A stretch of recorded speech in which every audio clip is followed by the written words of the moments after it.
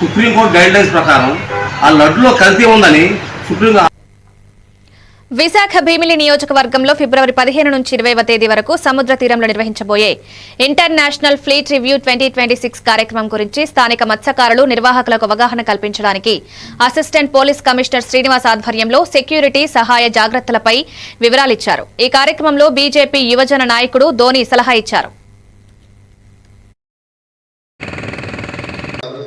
బయట వాళ్ళు ఎక్కించుకునేటటువంటి పరిస్థితి అయితే ఏమాత్రం కూడా లేదు సార్. అది కూడా మేము కూడా అసోసియేషన్ నుంచి కూడా బోట్ యజమానులతో కూడా చెప్తాం. అదేవిధంగా కళాశాలకి డ్రైవర్లు కూడా మేము ఇన్స్ట్రక్షన్స్ కూడా ఇస్తాం. వారైతే మాత్రం బోటు ఓనర్కి తెలియకుండా ఏ ఒక్క కళాశాల కూడా అంటే ఒక కళాశాల తక్కువైనా కూడా బోట్ వెళ్ళే పరిస్థితి ఉండదు. అయినప్పటికీ కూడా ఆ కళాశాల ఎవరిని ఎక్కించుకున్నారో కూడా మాకు ఇన్ఫార్మ్ చేసే చెప్తారు.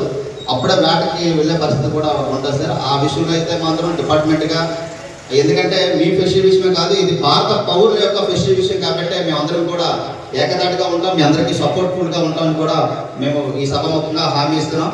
అదేవిధంగా